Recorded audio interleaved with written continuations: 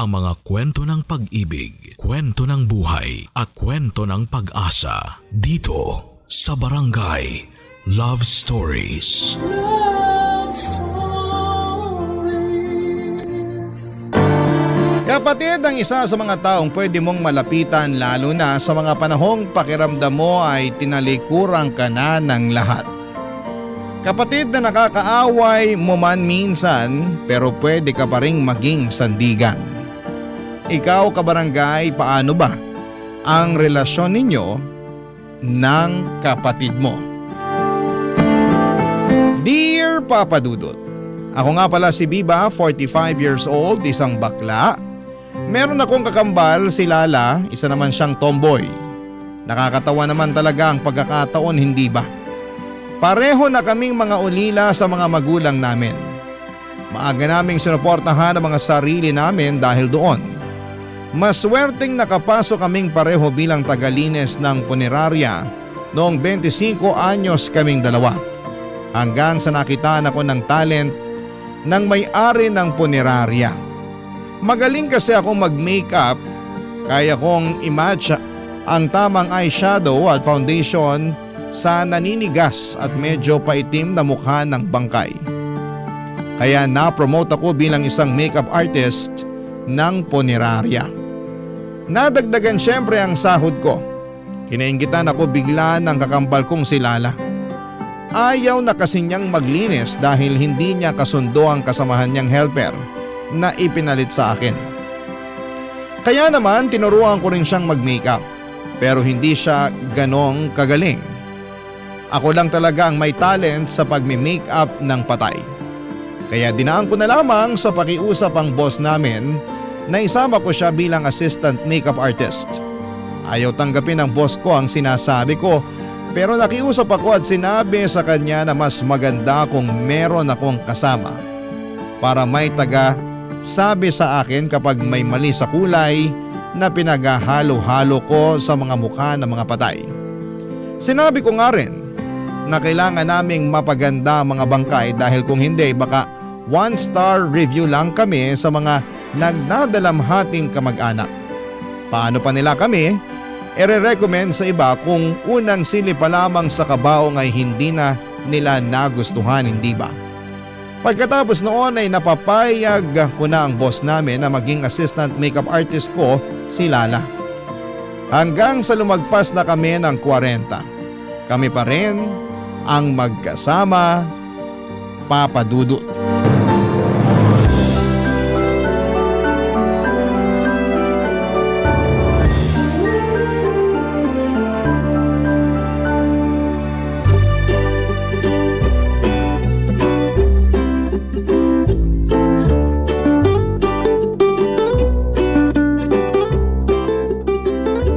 Lala, pakiabot mo nga ang blush on. Parang masyadong maputla tong bangkay na aayusan natin. Paanong di puputla wala yang dugo? Nako, mukha namang bago pa to tanggalan ng dugo sadyang maputla na siya. Pero mukhang hindi natural ang pagiging maputla niya. Paanong hindi natural? Parang pumutla dahil sa puyat, lungkot at stress. Wow! Doktor ka na rin ba? Loka, sinasabi ko lang sa'yo ang naoobserbahan ko, no? Sa halos 2 dekada kong makeup artist, isang silip ko pa lang sa mukha, alam ko na agad ang pinagdaanan niya bago siya mamatay. Kanina, doktor. Ngayon manghuhula naman. Pero mukhang tama ka. Ang bilis mo namang maniwala sa akin. Hindi. Kasi kanina, narinig ko na nagpakamatay daw to dahil sa boyfriend niya. Iniwan nga raw. Kaya siguro mukha siyang puyat, malungkot at stressed. Sabi naman sa'yo tama ang kutob ko. Ilang beses na akong nakahawak ng mga ganitong bangkay. Kahit hindi ako doktor, may pakiramdam agad ako sa dahilan ng pagkamatay nila. Hay, change topic na nga. May naalala ako bigla Naku, mukhang naalala mo na naman ang ex-boyfriend mo, no? Meron pa bang iba? Hanggang ngayon sinisisi ko siya kung bakit ako naging tomboy, no? Huwag mong isisi sa kanya lahat. Kasi masaya ka namang naging tomboy, di ba? Hayaan mo na akong sisihin siya. 20 anyos ka pa lang nung iniwan ka niya, Lala. Uso naman na sigurong mag-move on, di ba? Hindi mauuso sa akin yan. Sinaktan niya ako. Ngayon lang ulit natin na pag-usapan ng ex-boyfriend mo Mukhang masyado kang apektado sa nangyari rito sa may make-upan nating bangkay. Kasi iniwan din siya tulad ko. Mabuti na lang talaga at hindi ko tinuloy na kitilin yung buhay ko para sa walang kwentang lalaking yun. Hoy, binalak mo ba? Oo naman. Lalo na nung ilang beses na ako nakikipagbalikan sa kanya pero ayaw niya. Tapos minumura niya ako at sinasabi na walang ibang papatol sa akin kasi hindi naman ako maganda at pwedeng ipagmalaki sa iba. Hindi ko alam yan ah. Bakit ngayon mo lang to sinabi sa akin? Kasi nahihiya ako. Ikaw ba naman sabihan ng hindi maganda? Naniwala ako sa sinabi niya. Lalo na nung humarap ako sa salamin tapos napagmasdan kong mabuti yung sarili ko. Hindi pala ako maganda. Maganda ka. Hindi talaga. Kaya nga kinuha ko yung gunting sa tukador ko. Bala ko na sanang tapusin buhay ko gamit yung gunting na yun pero hindi pala ganun katalim yun nung sinubukan ko na sa balat ko. Kaya ang ending, pinutol ko na lang buhok ko. Ah, parang pinatay mo na lang ang pagkababae mo. At hello na lang sa pagiging tomboy ko. Masaya ka naman bang nagpalit ng kasarian? Sakto lang. At least walang lalaking magtatangkang lumapit sa akin para paibigin ako tapos sa huli mangiiwan din. Kaso, babae naman ang nang-iwan sa'yo ngayon. Huy, di totoo yan. Ako na ngayon ang nangiiwan sa babae. Sila ngayon ang luhaan, hindi ako. Mabuti na lang at hindi ka nakilala nitong mimikapan nating babae, no? Kasi baka ikaw ang dahilan kung bakit nito kinitil ang buhay niya. Wala naman akong nakarelasyong babae na tinangkang kitilin ang buhay nila para sa akin. Malas lang siguro nitong babae na to na nakakilala siya ng walang kwentang lalaki. Mas pinili pa niyang mawala buhay niya kaysa mawala yung lalaking yun. Huwag mo nang sisihin. Baka nasa gilid lang yung kaluluwa ng babaeng to. Multuhin pa tayo mamaya pagka-uwi. Kung meron man siyang mumultuhin, sana yung ex-boyfriend na lang niya. Idamay na rin niya yung ex-boyfriend ko para makaganti man lang ako. Ibulong natin mamaya pagkatapos natin siyang ayusan. Kaya gandahan natin ang makeup niya para makakuha tayo ng pabor sa kanya. Yung pinakamaganda at pinakamahal na lipstick ang ipahid mo sa kanya. Saka yung eyeshadow, wag blue ah. Brown lang para kunyari makikipag-date lang siya. Tsaka mapulang-mapula rin ang blush on para kapag binisita na niya ang ex-boyfriend niya, confident siyang magsabi ng, "Ako nga palang sinayang mo." Tingnan natin kung hindi maglaway at magsisi ang ex niya. Puro kakalokohan. Ayusan na natin siya para mapaglamayan na mamaya. Sinimula na nga namin ang pag-makeup sa bangkay ng babae. Napakaganda pala niya. Hindi ko maiwasang manghinayang sa kanya, Papa Dudut. Foundation pa lamang ang pinahid ko ay nakita ko na kaagad kung gaano siya pinagpala. Sinubukan ko pang idilat ang mga mata niya at nakita ko na light brown pa ang mga mata niya. Parang tisay ang datingan. Bumagay sa kanya ang kaputlaan niya, mahaba at itim ang buhok niya. May kalakihan ng tenga, napailing ako. Sabi nila kapag malaki daw ang tenga ay mahaba ang buhay. Pero bakit umabot lang sa 30 anyos ang babaeng yon? Nakakapanghinayang. Ginamitan ko siya ng pinakamagandang makeup na meron ako. Sinigurado kong ang bawat titingin sa kanya ay manghihinayang sa pagkawala niya. Paraan ko yon para maggalit ang mga makikilamay sa kanya doon sa lalaking dahilan kung bakit napili niyang wakasan ang sarili niyang buhay. Panay nga ang kausap namin sa kanya ni Lala. Ipinapaalala namin sa kanya na sa kabilang buhay ay wala nang mananakit pa sa kanya. Nang matapos namin siyang ayusan ay nagawa pa naming pumalakpak at pinuri ang bangkay ng ilang beses. Para naman kahit wala na siya, kung sakali mang naririnig niya kami, ma-realize niya na mahalaga at maganda siya. Hindi katulad ng pinaramdam sa kanya ng lalaking tumalikod sa kanya. Sana ibaunin niya yon sa kabilang buhay. Binulungan nga rin namin siya na kung pupwedeng kapag nasalubong niya ang mga magulang namin sa kabilang buhay, sabihin niya sa kanila na maayos kaming namumuhay na magkapatid. Yun lang ang naisip naming pabor na pwede niyang gawin para sa amin. Makalipas nga ang ilang sandali ay kinuha ng bangkay at inihigana sa kabaong. Naiwan naman kami ni Lala sa kwarto para ayusin ang mga nagamit naming makeup. Pagkatapos ay doon na rin kami nagmeryenda ng hopyang baboy at mansanas. Hindi na kami maarte sa ganon. Doon talaga kami kumakain sa kwarto kung saan namin inaayusan ang mga patay. Nakasanayan na lang talaga namin. Lagi namang malinis ang kwartong yun Papa Dudut.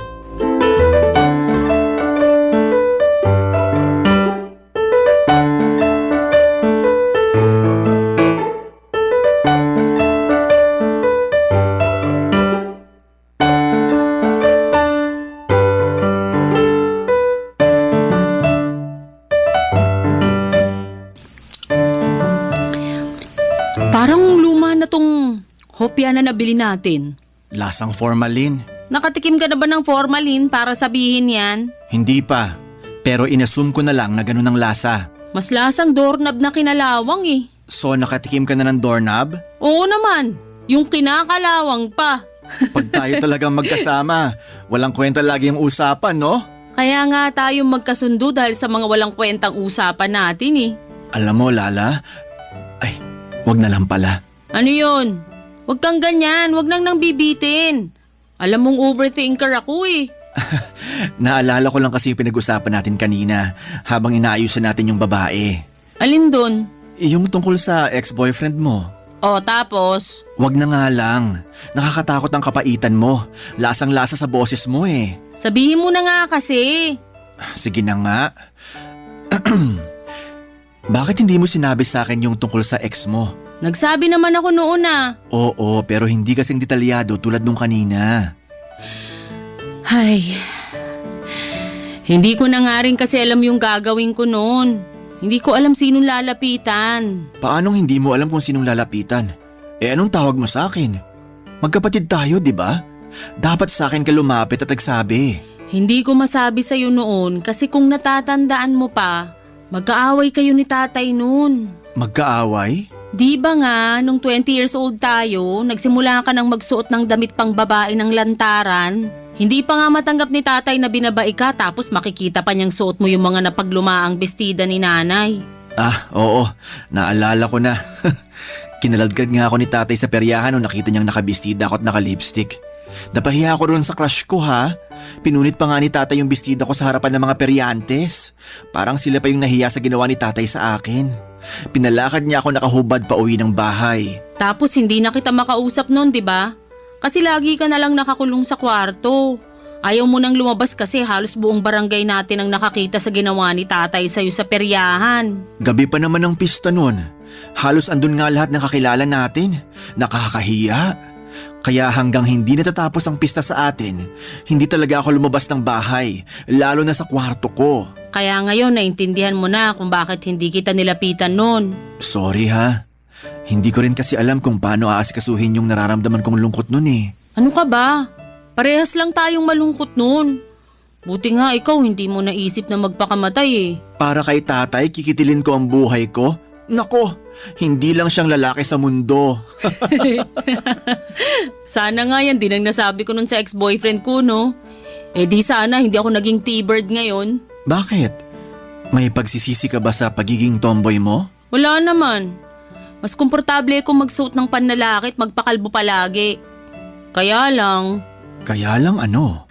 Kaya lang paminsan-minsan nakakaramdam ako ng lungkot. Kasi nung bata ako, nangarap akong maging ina. Paminsan-minsan parang yung batang ako bumubulong sa akin at nagtatanong kung may tsansa pa bang tuparin ko yung pangarap niya. Napatitig ako kay Lala sa huling sinabi niya. Aaminin kong nakaramdam ako ng lungkot habang pinakikinggan ang naging kabiguan niya. Alam kong tungkol sa pangarap niyang maging isang ina, sa akin niya yun unang sinabi. Sa akin niya unang sinabi ang mga gusto niya sa pagtanda. Nalungkot nga ako dahil nakalimutan ko na lahat ng yon. Mabuti na lamang at pinaalala niya. Tanda ko pa na naglalaro kami noon ng luto-lutuan habang binababad namin sa tubig ang mga bulaklak ng gumamela sa baon ng niyog. Sinabi niya sa akin na balang araw ay aaralin niyang magluto ng mga masasarap na ulam. Para raw mabusog niya ang mga magiging anak niya. Tinanong ko siya kung ilang anak ba ang gusto niya. Nakabungis-ngis siyang nagsabi na 7 raw ang gusto niya. Kailangang mas marami siyang maging anak na babae kesa sa lalaki. Ang rason niya ay mas madali raw kasing asikasuhin ang mga babae. Sinuportahan ko naman ang pangarap niyang yon. Sinabi ko pa sa kanya Natutulong ako sa paghihiwa ng mga rekado kapag magluluto na siya. Nangako kami sa isa't isa na hanggang pagtanda ay magkasama kaming dalawa. Magkasama na pinapalaki ang mga anak niya. Kita noon ang kasiyahan sa mukha ni Lala habang ini-imagine ang magiging buhay niya kapag naging isang ina na siya.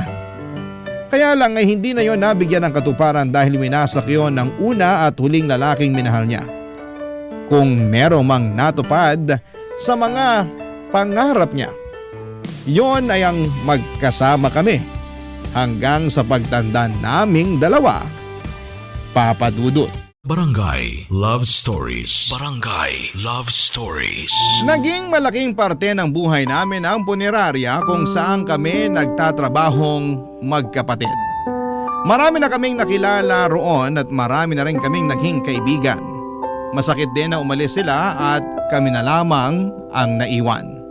Para kaming namamatayan lagi ni Lala sa tuwing may nakaka-close na kami at umaalis sa punerarya para subukan ng swerte sa ibang trabaho. Kami lang talaga ni Lala ang naging matibay doon. Kung nakapagtapos naman kami siguro ng pag-aaral ay baka na-promote na kaming manager doon.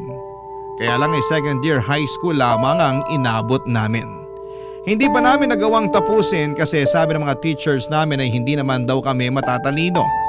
Na-down na kami noon, hindi na kami pumapasok sa klase pero nagpapanggap na lamang kami sa mga magulang namin na nag-aaral kami. Ang hindi alam ng mga magulang namin, andun kami sa mga bahay ng mga kaklase namin. Naglilinis, binabayaran kami ng mga magulang nila para maging utusan at tagalinis. Nung nalaman nga ng mga magulang namin na hindi na kami pumapasok, nagalit po sila. Pero noong nalaman nila na nakakaipon kami dahil sa pangangatulong ay natuwa sila. Hinayaan na lang nila kaming mga tulong para may pandagdag pambili ng mga kailangan sa bahay. Noong nasakto na kami sa tamang edad ay nagtrabaho na kami bilang mga bantay ng tindahan o di naman kaya sa mga utusan sa bus terminal. Marami kaming pinasok na mga trabaho kahit na minor de edad lamang kami. Paraan namin yon para patunayan sa mga magulang namin na mas okay kung magtatrabaho na lamang kami kesa sa mag-aral. Doon pa lang nabatak na kami sa pagtatrabaho. Siguro'y naging paghahanda yon para sa amin dahil balak na palang kunin ni Lord nang sabay ang mga magulang namin. 23 anyos kami nang pumanaw ang mga magulang namin. Tiwala mga tao sa paligid namin na kahit naulila kami sa mga magulang, makakayanan naming mabuhay dahil alam nilang bata pa lamang ay madiskarte na kaming dalawa, Papa Dudut.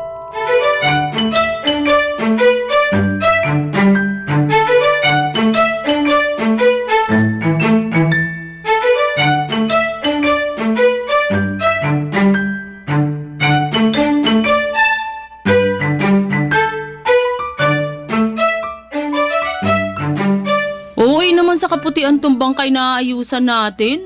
Ano ka, Snow? Psst! Hinaan mo ang boses mo.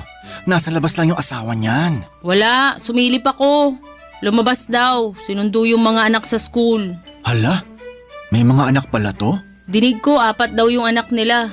Halos magkakaedad lang. Ang bata siguro nito nung nag-asawa, no? Kasi 32 years old lang daw siya eh. Ang bata pa para sumakabilang buhay. Pag oras mo na talaga. Kahit gaano ka pa kabata. Ano kayang kinamatay niya? Andyan yung death certificate niya. Check mo. Alam ko na. Paano kung magpustahan tayo? Kung sino ang makakahula ng tamang dahilan kung bakit siya namatay, hindi siya magbabayad ng kuryente sa katapusan. Sus, nakaisip ka na naman ng paraan para makaiwas ka mag-share ng pambayad ng kuryente natin. Sige na naman, pumayag ka na. Nagamit ko na kasi pang date nung isang araw eh. Ang luho pa naman ng babaeng nakadate ko.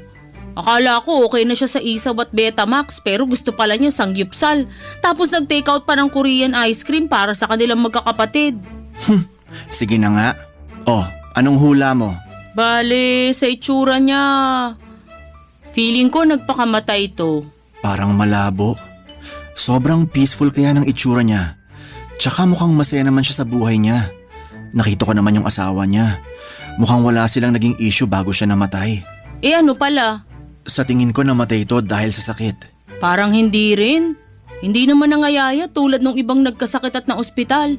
Mahahalata mo naman yun eh. Malay mo naman mabilis lang siyang pinahina ng sakit niya. Walang time na mangayayat yung katawan niya. Nagawa mo pa talagang tumawa dyan? Sinasabi ko lang kung ano yung naobserbahan ko. O sige, kung hindi siya namatay sa sakit, ano pang hula mo? Imposible kasing namatay ito sa sakit eh. Parang healthy naman siya. Balat pa lang eh. Kahit sobrang puti, alam mong naalagaan ng mabuti yung sarili. Ay, sobrang puti niya. Hindi ko alam kung may sasaktong kulay ng foundation sa kanya rito sa makeup kit ko. Pulbos na lang to. Pwede na siguro. Parang mamumuo yung pulbos sa mukha niya. Wag yun. Sayang naman ang ganda niya kung pulbos lang ang papagamit natin. Hula ko. Bangungot. Mukhang hindi rin. O bakit? Kasi mukha naman siyang hindi haggard. Hindi laging puyat, pagod at stressed. Ano namang kinalaman nun sa bangungot? Ang alam ko kasi, chika lang naman to sa akin ng dating makeup artist dito. Sabi niya, nababangungot daw madalas yung mga taong laging stressed at pagod bago matulog. Eh sa itsura nitong babae, mukha naman siyang fresh at hindi stressed. Baka maganda at imported yung formalin na nagamit sa kanya kaya mukha siyang fresh. Ikaw naman ngayon ang tumatawar yan.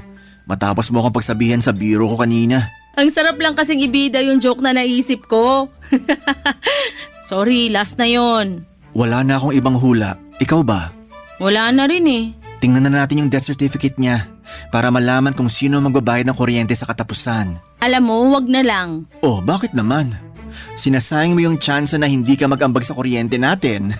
Eh nakakakonsensya lang kasi. Mukha naman siyang peaceful na namayapa. Kung ano man yung dahilan ng pagkamatay niya, sa kanila na lang yun ang pamilya nila. Huwag na tayong makisali. Ang dapat na lang nating gawin, lalo pa siyang pagandahin. Ang bait mo ngayon ha? Parang hindi ka kapos sa pera. No, sige na. Kung talagang wala kang pambayad ng kuryente sa katapusan, ako munang sasalo. Ang bait mo rin ngayon ha. Thank you ha. Sa susunod na buwan, kahit ako na lang yung magbayad. Basta magtitipid tayo sa kuryente ha. Huwag kang magcha-charge ng cellphone mo sa bahay. Dito ka na sa punerarya mag-charge. Iba rin. Pakiabot mo nga yung shoulder bag ko. Bakit? Hindi naman nalala yung kulay nitong babae sa akin. Ipagamit ko na lang yung foundation ko. Regalo ko na lang sa kanya. Ginamit ko nga ang personal na foundation ko sa babaeng inayusan namin. Hindi naman ako nandiri, nalinis naman ng maayos yung bangkay at parang regalo ko na yon sa kanya. Naalala ko lang kasi ang unang makeup na ginamit ko noong naramdaman kong bakla ko ay galing pa sa punerarya. May naging kaibigan kasi ako noong bata pa lamang ako. Imbalsamador ang kanyang tatay at doon sa punerarya kami madalas na naglalaro ng kaibigan kong yon. Tapos minsan ay naiwan ng nagme-makeup ang foundation na ginagamit niya sa mga patay. Kinuha yon ng kaibigan ko at pinahiram sa akin. Hinipan lang namin at pinunasan ng tissue para pwede na naming ipahid sa mga mukha namin. Natuwa ako noon. Ang ganda kong tingnan sa makeup na yon. Kaya hindi ko makalimutan ang araw na yon dahil napahiram naman ako ng foundation kahit galing pa sa punerarya. Kaya naman bilang sukli ay pinagamit ko rin ang foundation ko sa babaeng bangkay na inayusan namin sa punerarya. Tanda ko rin noong unang beses na nag-makeup ako ng patay. Naubos na ang foundation na gagamitin ko. Marami kasi akong inayusan noon dahil ang mga namatay ay mula sa isang aksidente ng bus. Ang pinakahuling aayusan ko ay hindi na umabot sa foundation. Bala ko sanang lipstick na lamang at kapalan ng blush on. Pero nung nakilala ko kung sino, yung babae ay nakaramdam ako ng awa. Isa pala siyang madre. Nalaman kong niligtas niya ang 2 bata sa loob ng bus, kaya siyang napuruhan at siyang namatay. Kaya naman pikit matang nilabas ko ang paborito kong foundation at yon ang pinagamit ko sa kanya. Ewan ko kung guni-guni ko lamang yon. Pero nakita kong parang umaliwalas ang mukha ng madre. Para bang nagpapasalamat ito na pinaganda ko siya bago niya harapin ang Diyos sa kalangitan, Papa Dudut.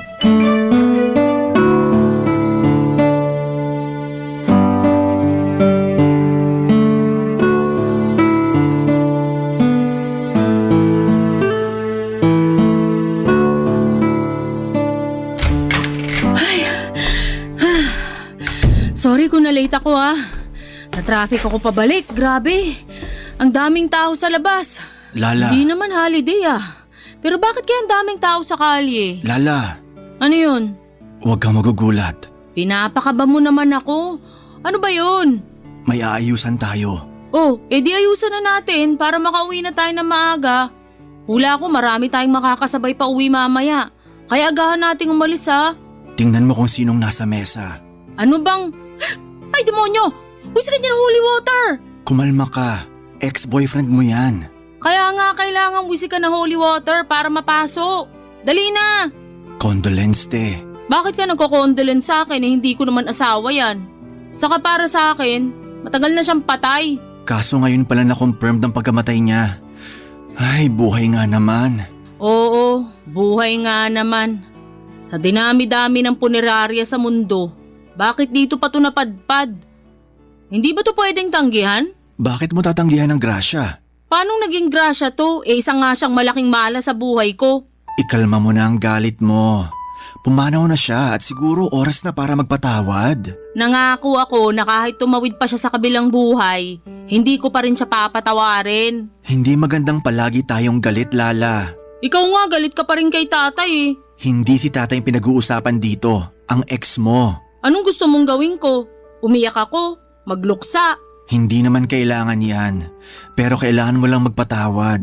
O di naman kaya, ngayon ka magbigay ng closure sa nangyari sa inyo. Closure? Pinagdamot nga niya yun sa akin noon Ikaw na lang ang magbigay ngayon. Sige na, bago natin siya ayusan. Huwag mong gaganda ng makeup sa kanya Yung expired gamitin mo. Oo na. Kung gusto mo, haluan ko pa ng semento para matigil ka na Ay, ano bang gagawin? Sabihin mo sa kanya, lahat ng kinimkim mong galit para makalaya ka na rin. Para gumaan na rin siguro ang loob niya na tumawid. Para may closure na kayo. Baka kasi mamaya, bisitahin ka niya sa bahay. Madamay pa ako sa takot. Huwag kang ang ganyan. Kinikilabutan tuloy ako. Pero sige na nga. Ay. Hoy. Sa dinami-dami ng pagkakataon na magpakita ka sa akin, bakit ngayon pa? Kung kailan di mo na makikita yung mukha ko na galit dahil sa ginawa mo. Ay. Alam mo? Sinayang mo ko Ang ganda ko nun. Hindi tulad ngayon na mas mukha pa akong lalaki kaysa sayo. Pero ano pa bang magagawa ko sa ganitong paraan tayo pinagtagpo ng Diyos? Baka kasi siguro, paraan lang din to ng nasa taas para magwakas na yung galit ko sa'yo. Dineliver ka na dito para matapos na, para okay na to. Ay, galit ako sa'yo. Siguro naman alam mo yun, no? Kasi minahal kita ng sobra. Kala ko sa'yo na ako magkakapamilya pero sinira mo yun. Sinira mo yung pangarap ng batang ako. Yung magkaroon ng 7 anak. Yung makapagluto ng agahan, tanghalian at hapunan para sa atin. Sinira mo yun. Ay. Pero siguro, ganun talaga, no? Baka hindi naman kasi talaga tayo para sa isa't isa. O sige, ganun na lang. Susubukan kitang patawarin. Aralin ko ngayon bago kay pasok sa kabaong mo. Basta ito lang Aaminin ko na. Sobrang minahal kita. Mas minahal pa kita kaysa sa sarili ko. Kaya lang… Ay… Ayoko namang hinayang. Pagod na ako. Basta… Basta happy trip kung saan ka man dali ng tadhana. Ingat ka dun at sana hindi mo ako makalimutan. Sana hindi mo makalimutan na minsan may isang babae na naging tomboy dahil sa sobrang pagmamahal sa'yo. Ingat ka. Ay, okay na to. Oh, di ba? Ang ginhawa na, no? Konti. O sige, gumilid ka na riyan para masimulan ko na mag-makeup sa kanya. Pwede nga ako na lang mag-makeup sa kanya. Sure ka? Yung expired bang gagamitin natin? Hindi. Yung bagay na lang sa gwapo niyang muka.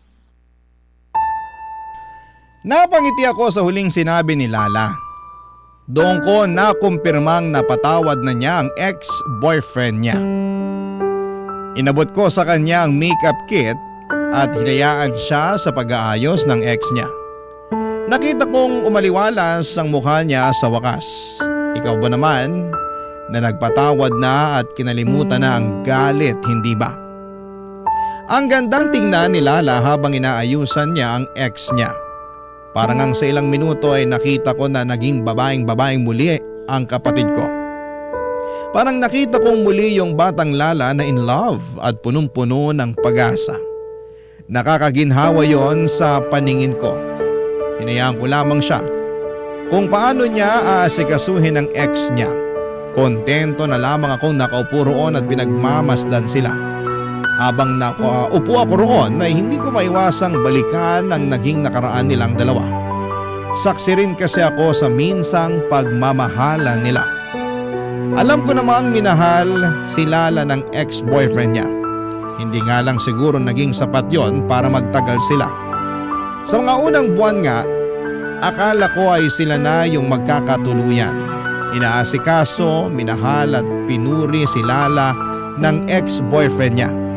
Kaya siguro na in love ng todo itong si Lala. Wala siyang oras na sinayang para ipakita sa lalaking yon ang umaapaw na pagmamahal niya. Ginawa niya ang lahat para maintindihan ni Lala na mahal siya ng kapatid niya. Pinakita rin ni Lala na hindi niya kayang mawala si lalaki sa buhay niya. Siguro ay malaking pagkakamali yon dahil masyadong naging kampante si Lala sa sobrang pagmamahal. Sa pagtagal ay hindi na siya masyadong nag-effort para alagaan ang relasyon nila. Dahil alam niyang andun lang si Lala na magmamahal sa kanya. Hanggang sa napraning na si Lala dahil pakiramdam niya ay hindi na nasusuklian ang pagmamahal niya. Naging dahilan yon ng madalas nilang away. Hanggang sa naumay na nga si lalaki kay Lala at iniwan na niya ito. Naubo si Lala noon at sinubukan naman niyang ipaglaban talaga ang naging relasyon nila, pero ayaw na ni lalaki.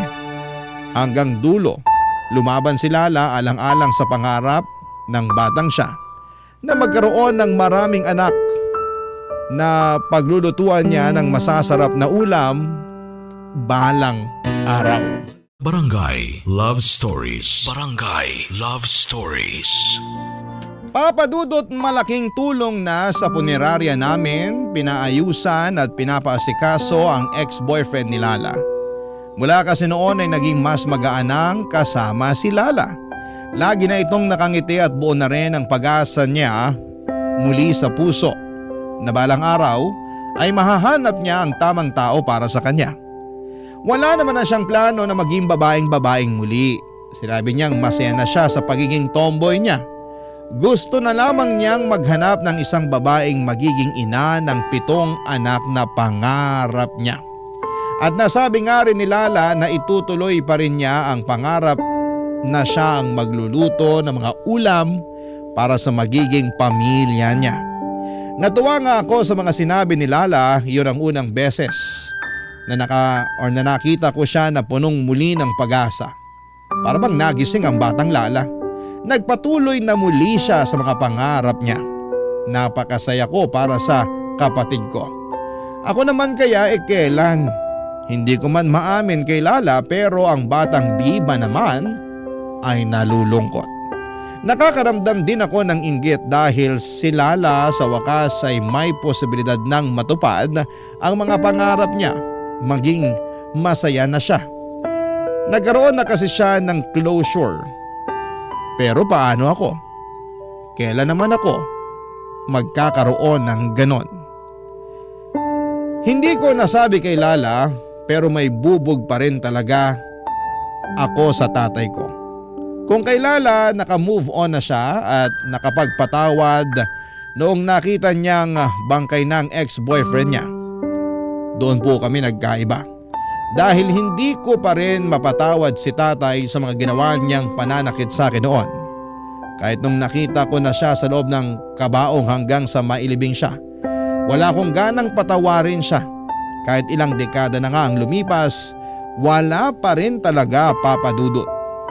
Pero may nakakatawang paraan ng tadhana para ilapit sa iyo ang pagpapatawad. Nangyari yon sa huling araw ng Pebrero, ang death anniversary ng tatay ko, Papa Dudut.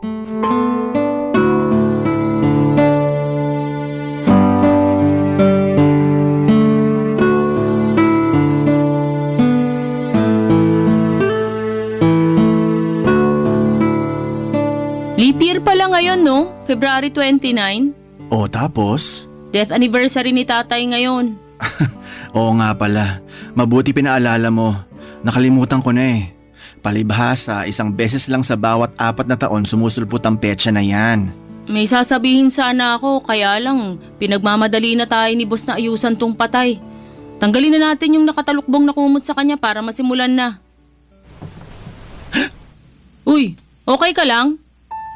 Ikaw na lang muna mag-makeup sa patay. Parang sumama ang pakiramdam ko. Kaya mo naman, di ba? Kaya naman, pero bakit? Anong meron? Alam mo namang hindi ako nagme-makeup ng matandang lalaki na lagpas 50 ang edad, di ba? Parang alam ko na kung bakit. Dahil kay tatay. Ayaw mong inaayusan yung mga kaedaran ni tatay. Parang ganon. Kung napilit mo kung magkaroon ng closure sa ex-boyfriend ko, pipilitin din kita na gawin yon. Magkaiba tayo ng sitwasyon. Oo, pero may pagkakaparehas sila. Pareho tayong sinaktan ng 2 lalaking pinagkatiwalaan at minahal natin. Akala mo ba madaling gawin yon? Iba si tatay. Ayos lang sana kung karelasyon ko siya. Pero kadugo ko siya eh. Dapat hindi ganon. Wala na naman tayo magagawa kasi nangyari na. Kaya dapat magpatawad na. Para makuha mo rin yung aliwala sa mukha na nakukuha ko ngayon. Di ba ikaw nga to nagsabi na kapag nagpatawad na, gumagaan na ang dating mabigat? Etos lang yon para magpatawad ka na sa ex mo. Sige, etyosin na rin kita para mapatawad mo na si tatay. Magpatawad ka na, ha? Para patas na tayo. Ang hirap na magbitbit ng galit, masakit sa likod. Masakit sa likod? Hindi mo alam kung gaano sumakit ang likod ko sa paghampas niya ng sinturon sa akin sa tuwing nakikita niyang kumikending-kending ako sa bahay. Ginawa niyang ashtray ang likuran ko. Sinisinit niya ang likod ko sa tuwing naaalala niya ang pagladlad ko. Pero naghilom na rin naman yung mga sugat na yun, di ba? Matibay na nga likuran mo ngayon eh. Kayang-kaya mo na ngang magbuhat ng mabibigat ng hindi sumasakit ang likuran. Matibay nga ang likod ko ngayon. Pero naalala pa rin niya kung gaano siya napahirapan noon.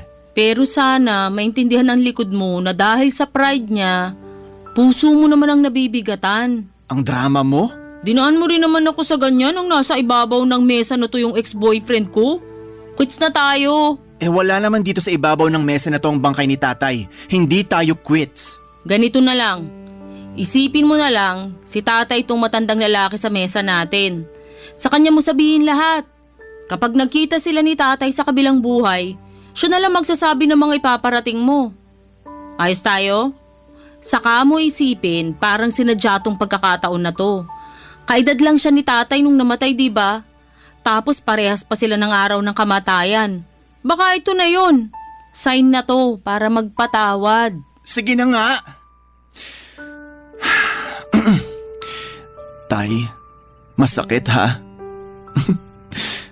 Parang hanggang ngayon, nararamdaman ko yung mga paso ng sigarilyo sa likod ko. Parang ramdam ko pa rin yung kabog ng dibdib ko sa tuwing darating kang lasing at makikita mo ko. Kung paano mo ako kinaladkad dati sa peryahan hanggang sa punitin mo yung bestida ko. Lahat yun naaalala ko eh. Ay, meron pa ako naaalala. Ito yung malala. Naalala mo nung sinabi mo sa akin na isa akong sumpa. Kasi sabi mo, ako ang pumutol ng linya ng lahi natin. Na walang magbubuhat ng apelyido mo kasi tinapos ko na ang laban. Pinamukha mo sa akin na salot ako. Kaya ako natakot makipagrelasyon eh. Natakot ako na sumubok magmahal kasi alam ko magagalit ka. Kahit sumakabilang buhay ka nun, hindi ko pa rin magawang makipagrelasyon sa lalaki kasi parang lagi ko nakikita ang mukha mo. Parang nakaabang lagi ang sigarilyo mo para pasuin ulit ako. Masakit lahat yun ah. Lalo na yung mga salita mo. Mahal na mahal mo ko nun eh. Di ba nga lagi mo ako pinagmamalaki sa mga kumpare mo? Kaya nagtiwala akong aminin sa'yo yung totoo. Sabi nga ni nanay, huwag ko raw sabihin sa'yo, pero kampante ako na hindi ka magagalit, na matatanggap mo ko. Pero tama si nanay. Hindi mo yun natanggap. Kaya binawi mo yung pagmamahal mo sa akin.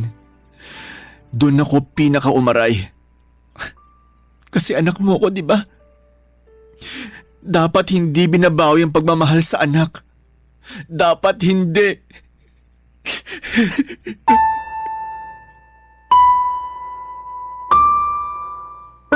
Napaiyak na ako ng mga oras na yon, Papa Dudut. Hudyat para yakapin ako ni Lala. Hinayaan niyang ibuhos lahat ng mga mata ko ang naipong sakit. Kung nakikita niyo lamang kami noong mga oras na yon ay tila kamag-anak namin ang matandang lalaking nasa harapan namin. Para kami nagluluksa pero sa totoo lang, oo, nagluluksa kami. Lalo na ako. Nagluluksa sa isang taong matagal nang pumanaw pero hindi ko pa rin nagawang patawarin. Napakasakit talaga. Hindi ko pa siya kayang patawarin kahit gusto ko nang gawin. Ewan ko ba kung bakit. Akala ko kapag nilabas ko na ang lahat ng sama ng loob ay makakayanan ko nang patawarin si tatay. Pero hindi kasi ganon yung nangyari. Parang mas lalong umigting yung galit na nararamdaman ko, lalo't biglang nagsibalikan lahat ng iba pang mga masasakit na ginawa sa akin ni tatay noon. Yung bang sinisiraan na niya ako sa mga kumpare niya na isa akong salot. Pinagtatawanan nila ako at narinig ko lahat ng yon. Napakasakit na marinig na trinaydor ka ng sarili mong tatay na buong akala ko ay tagapagtanggol ko. Sinala na ang nag-makeup sa matandang lalaki. Hindi ko na rin kasi kaya. Andun lang ako sa sulok noon at parang hinang-hinana. Nang kunin na ng mga kasamahan namin sa punerarya ang matandang lalaki mula sa mesa ay doon pa lamang ako medyo nakahinga ng maayos. Pero sa totoo lang, mula noon ay nahirapan na ako maging masayang muli. Nagsisisi nga si Lala kung bakit pinilit pa niya akong gawin yon. Pero hindi naman ako galit sa kanya. Gusto ko rin namang simulang magpatawad pero hindi pa ata kaya. Kaya naman, gabi-gabi akong nagdarasal. Sa unang pagkakataon na sana'y turuan ako ng Diyos na magpatawad dahil hindi ko na kaya ang bigat. Hindi ako tumitigil sa kakadasal na isang araw ay matatalikuran ko na ang lahat ng hindi magagandang alaala na iniwan sa akin ng aming ama.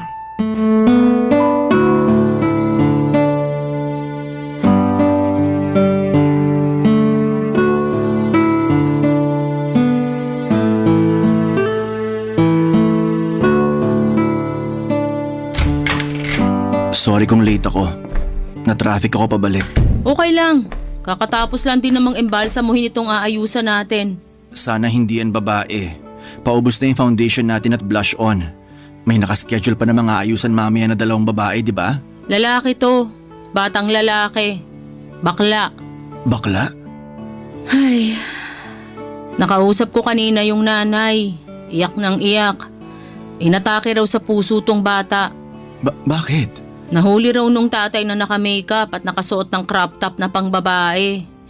Ayun, Natakot sa tatay. Inatake na lang bigla. Doon pa lang nila nalaman na may sakit na pala sa puso tong bata. Bakit naman ganun na nangyari sa kanya? Kawawa naman siya. Ang bata pa niya. Yun na nga eh. Pero baka hanggang dito lang talaga yung buhay niya. Kasalanan to ng tatay niya. Kung tinanggap na lang sana niyang kasarian ng anak niya. Wala raw galit yung tatay niya sa pagiging bakla niya. Sinasabi lang niya yon para hindi siyang masisi. Nagmamalinis. Nakausap ko rin yung tatay niya. Lugmok na lugmok yung tatay. Wala raw siyang kaalam-alam na bakla yung anak niya. Doon pa lang daw niya nalaman nung nakita niyang naka-makeup at naka-crop top pa. Ay, hindi naman daw siya magagalit. Ayos lang naman daw sa kanya.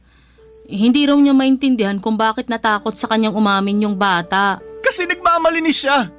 Hindi naman totoong tanggap niya yung kabaklaan ng anak niya. Etchusera siya. Wag nga ako. Alam ko na yan. Magkaiba sila ni tatay. Pare-parehas lang lahat ng tatay na may anak na bakla. Marami akong kakilala na tanggap naman ng mga tatay yung mga anak nilang bakla.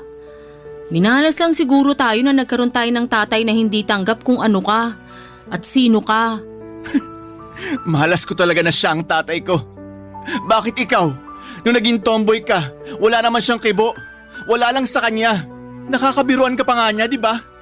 Bakit mas madaling tanggapin sa lipunan ng mga tomboy kaysa sa aming mga bakla? Huwag mo naman kaming pag-isipan ng ganyan. Pare-parehas lang tayong hirap tanggapin sa lipunan. Sorry ha.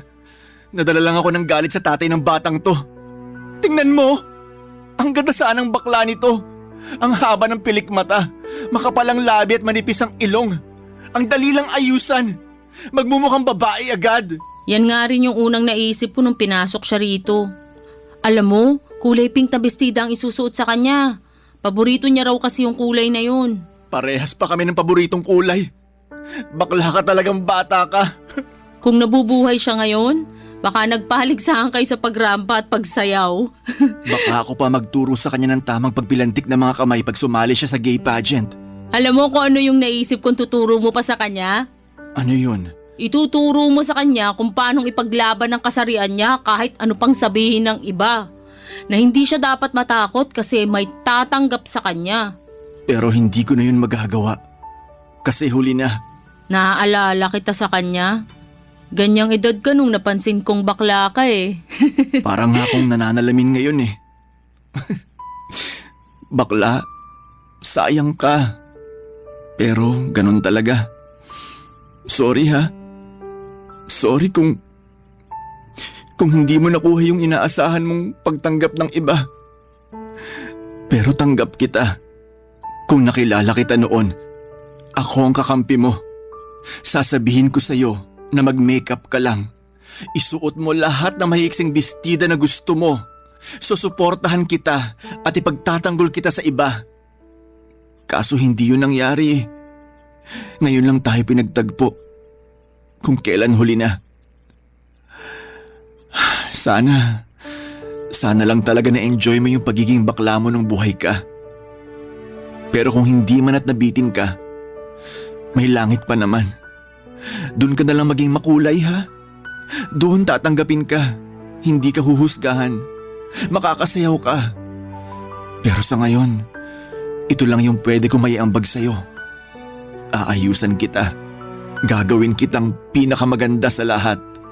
Hindi mo na kailangan magtago sa lahat ng makakakilala sa'yo ngayon kasi ilalantad na kita. At gagawa ako ng paraan para tanggapin nila kung ano man ang makikita nila kapag sinilip ka na nila sa kabaong mo. Pangako, papagandahin kita. Akong bahala, be.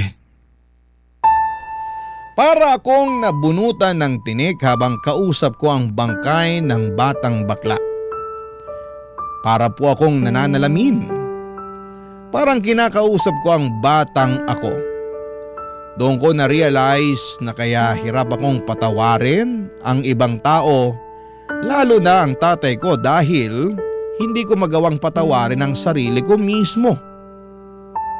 Doon ako napaiyak. Doon ko mawala lahat ng galit at ang tanging natira ay pagpapatawad. Pagpapatawad sa lahat ng mga nanakit at hindi tumanggap sa akin at higit sa lahat ay pagpapatawad sa aking sarili. Sa wakas ay nakalaya na ako. Masaya na ang batang Biba na minsang pinagkaitan ng kalayaan ng mga tao sa paligid. Iyak ako ng iyak noon at hinayaan lamang akong muli ni Lala na gawin yon. Pagkatapos ng mahabang pag-iyak ay nakangiti na ako, umaliwalas na ang mukha ko tulad ng mukha ni Lala noong pinatawad niya ang ex-boyfriend niya. Tama nga ang kapatid ko. Malakas, makagaan at makaaliwalas ng mukha ang pagpapatawad. Inayusan ko na ang batang bakla at tinapad ko ang pangakong pagagandahin ko siya. Nilagay ko ang lahat ng kulay sa mukha niya na sa tingin ko ay magugustuhan niya. Mga kulay na alam kong baon niya hanggang kabilang buhay. Natuwa ang mga magulang niya nang makita ang make-up ng anak nila. Niyakap ako ng tatay niya at umiyak ito. Nagpasalamat sa akin. Doon ay mas lalong gumaan ang pakiramdam ko dahil nakaramdam ako ng pagtanggap ng isang ama.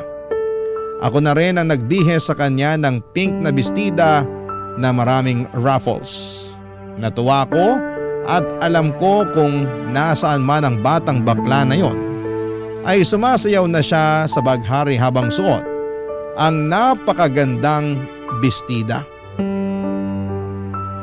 Maraming salamat po sa inyo sa pagbasa ng aking liham. Kami nga pala ang mga make-up artist ng punerarya. Ang mga taong nagpapaganda sa mga taong yumauna para sa huling pagkakataon na nandito sila sa mundo ay makita sila ng ibang tao sa pinakamagandang estado nila. Ako ang inyong kabarangay forever, Biba.